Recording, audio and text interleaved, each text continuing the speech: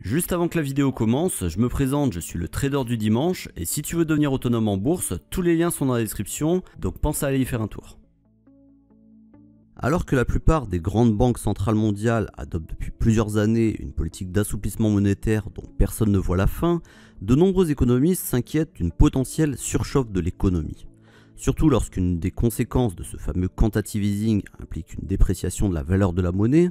Donc afin de préserver leur épargne et leur pouvoir d'achat, les particuliers comme les professionnels cherchent donc à se couvrir. Et pour y arriver, certains investisseurs se replient sur les métaux précieux et notamment l'or, la valeur refuge par excellence. Dans cette vidéo, nous vous proposons 4 ETF pour détenir de l'or dans votre portefeuille boursier, certains sous la forme de véritables pépites afin de vous protéger contre la perte de valeur de la monnaie de manière générale, et d'autres via des titres de participation dans des sociétés qui œuvrent dans son extraction. Lancé en avril 2011, l'ETF iShares Physical Gold ETC a pour objectif de détenir de l'or physique avec une approche responsable qui consiste à s'approvisionner en lingots d'or conforme au programme LBMA. Une certification qui vise à garantir que le métal jaune ne provient pas d'une zone de conflit armé ou du travail forcé. En termes de performance, les 2 dernières années ont été particulièrement positives, avec une hausse de l'ETF à hauteur de 18,53% en 2019 et 23,95% en 2020. Coté à la bourse de Londres, le fonds dispose d'un actif sous gestion de 12,6 milliards de dollars au 20 octobre 2021. Le produit est négociable de 9h à 17h30 du lundi au vendredi. Ce deuxième ETF a été lancé en septembre 2011. Il vise à calquer la performance d'entreprises engagées dans l'exploration et la production d'or. L'indice de référence est le S&P Commodity Producer Gold Index, composé de 61 titres, avec une réplication physique du panier d'actions et une politique de réinvestissement des dividendes. L'ETF iShares Producer UCITS a un encours sous gestion de 1,91 milliard de dollars. Les performances récentes du fonds sont significatives, avec une hausse de 42,75% en 2019 et 22,84% en 2020. A noter que l'ETF est tourné vers le Canada, 55,01%, l'Australie, 14,75% et les États-Unis à hauteur de 12,70%. 3 pays qui forment donc plus de 80% de l'ensemble du panier. Les titres ayant le plus de poids dans le fonds sont Newmont avec quasiment 10%, Franco-Nevada Corp avec là aussi quasiment 10% et Barrick Gold Corp avec 9,58%. La valeur est bien entendu échangeable chez votre courtier de 9h à 17h30 du lundi au vendredi.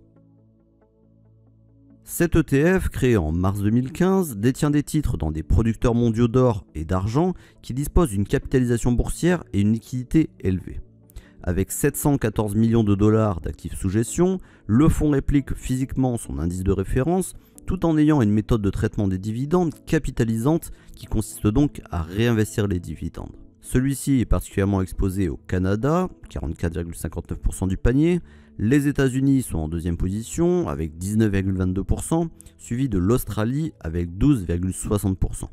Et les principaux titres qui composent le panier sont là aussi Newmont Corp avec 14,58%, Barrick Gold Corp avec 10,79% et Franco-Nevada Corp avec 8,34%, soit plus de 30% à E3 sur un total de 55 titres.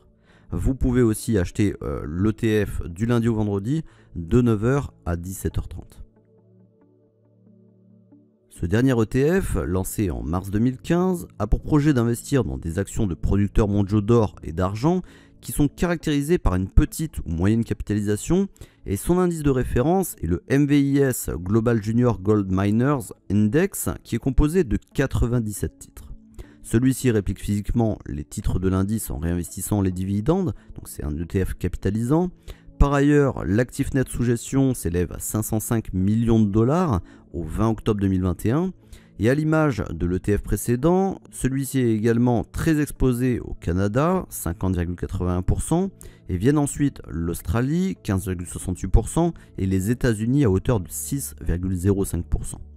La pondération des 3 premiers titres du panier représente près de 14%. Il s'agit de Pan America Silver Corp, 5,39%, Yamana Gold pour 44,42% et Evolution Mining pour 4,41%. Et l'ETF, là aussi, est ouvert aux échanges du lundi au vendredi de 9 h à 17 h 30 sur votre plateforme de trading. En conclusion, vous disposez désormais de 4 fonds indiciels différents pour investir sur l'or, certains en répliquant le cours du métal jaune en le détenant physiquement alors que d'autres cherchent plutôt à spéculer sur la performance des entreprises du secteur aurifère. Quoi qu'il en soit, retenez que les 3 derniers ETF sont très exposés à des sociétés canadiennes pour près de la moitié du poids du fonds et votre choix d'ETF s'adaptera donc en fonction de votre intérêt, soit sur la valeur refuge, soit en termes de spéculation. Et si d'aventure vous souhaitez élargir votre horizon d'investissement et placer vos économies sur d'autres secteurs d'activité ou zones géographiques, vous avez la possibilité de trouver une sélection d'ETF dans les autres vidéos de la playlist.